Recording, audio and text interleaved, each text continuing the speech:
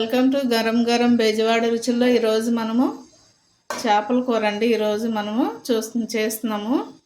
ఈ చేపలు బంగారు తీగండి. ఇది ఎలా చేయాలో చూద్దామండి. చాలా టేస్ట్గా ఉంటుందండి.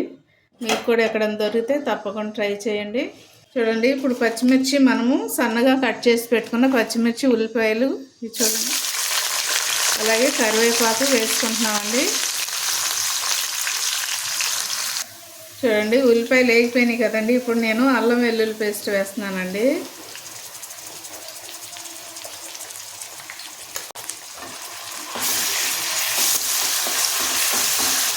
చూడండి, కొంచెం ఉల్లిపాయ కూడా వేస్తున్నానండి. ఉల్లిపాయ మిక్సీ పెట్టాము, అది కూడా వేస్తున్నాను.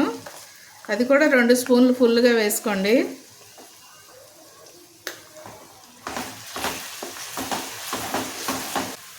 కొంచెం టమాటా కూడా మిక్సీ పెట్టానండి, అది కూడా వేస్తున్నాను కొంచెం. చూడండి, ఒక 2 టమాటాలు పెట్టుకోండి. పెద్ద టమాటాలు 2 అయితే సరిపోతాయండి. ఇదంతా కూడా బాగా ఆయిల్ ఉడకాలండి. పచ్చి వాసన పోయేంత వరకు కూడా ఉడకాలి ఇది. కొంచెం పసుపు కూడా వేస్తున్నానండి. 1 స్పూన్ వేసుకోండి పసుపు, ఎందుకంటే చేపలు ఎక్కువ ఉన్నాయి కదా. 1 స్పూన్ వేసుకోండి.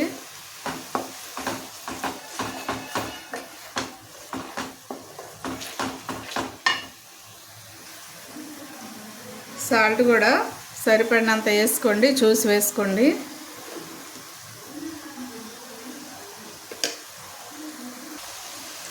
చూడండి, ఆయిల్లో ఎంత బాగా ఉడుకుతూ ఉందో. ఇలా ఉడకాలండి. ఇలా ఉడికితేనే చేపల కూర టేస్ట్ బాగుంటుంది. ఇట్లా ఆయిల్ పైకి తేలాలన్నమాట. అప్పటి వరకు కూడా ఈ అల్లం వెల్లుల్లి ఉల్లిపాయ గుజ్జు, టమాటా గుజ్జు కూడా ఇలా ఉడకాలి.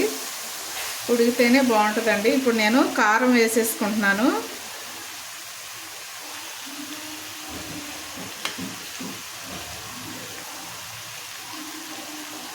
నేను 3 స్పూన్లు వేసానండి ఈ స్పూన్తో.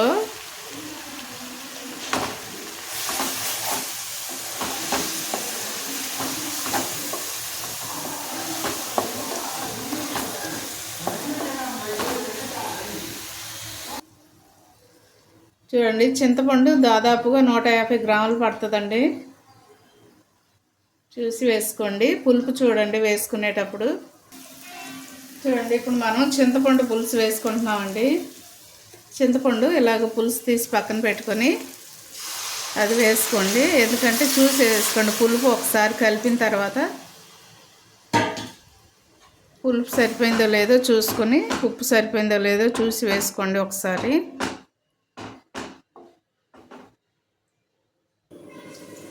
పులుపు ఒకసారి సాల్ట్ కూడా చూసుకోండి. నాకు సాల్ట్ అయితే తక్కువైందండి.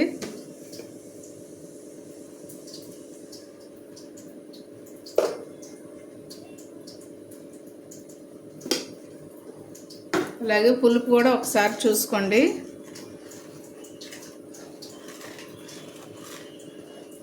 ఇవి మరగాలండి. బాగా మరిగేటప్పుడు మనం చేప ముక్కలు వేసుకుందాం. చూడండి, పులుసు ఇట్లాగా బాగా మరుగుతుంది కదా. ఇలా మరిగేటప్పుడు మనము ఈ ముక్కలు వేసుకుందాము.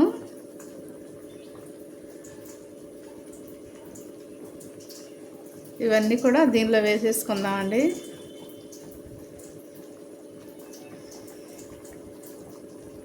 ఈ చేప చాలా బాగుంటుందంటండి. టేస్ట్ చాలా బాగుంటుంది. మీరు కూడా తప్పకుండా ట్రై చేయండి.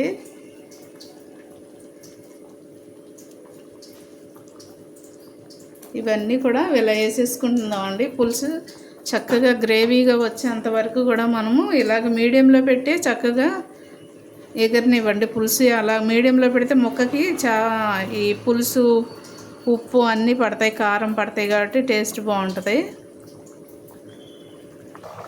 ఒకసారి మూత తీసి చూద్దామండి. చూడండి, చాలా కలర్ఫుల్గాను చాలా బాగుంది కదండి చూడటానికి. టేస్ట్ కూడా అలాగే ఉంటుందండి. ఇలా చిక్కబడేటప్పుడు స్టవ్ మీడియంలో పెట్టేసేసేయండి అండి. ఫుల్ పెట్టద్దు, ఎందుకంటే దగ్గరకు వచ్చేస్తుంది కదా ఇంకా మనం దించుకోవడానికి. అందుకని మీడియంలో పెట్టేస్తే ఈ పులుసు అంతా కూడా చక్కగా దగ్గరకు వచ్చేసిద్ది. కూర కూడా టేస్ట్ బాగుంటుంది.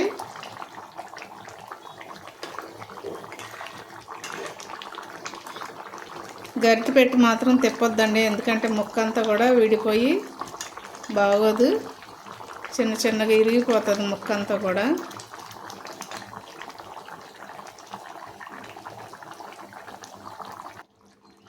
చూడండి ఈ కర్రీ రెడీ అయిపోయిందండి. బంగారు తీగ ఫిష్ పేరు. ఈ కర్రీ రెడీ అయిపోయింది. చూడండి ఎంత కలర్ఫుల్గా, మంచి స్మెల్ కూడా వస్తుంది, టేస్ట్ కూడా చాలా బాగుంటుందండి. తప్పకుండా మీరు కూడా ట్రై చేయండి. అలాగే నాకు కామెంట్స్ పెట్టండి. మా ఛానల్ కూడా మర్చిపోవద్దండి, గరం గరం బెజవాడ రుచులు. ఇప్పటి వరకు సబ్స్క్రైబ్ చేయని వారంటే దయచేసి సబ్స్క్రైబ్ చేయండి. సబ్స్క్రైబ్ చేయడం మర్చిపోతున్నారు. అలాగే షేర్ చేయండి, లైక్ చేయండి. Thank you.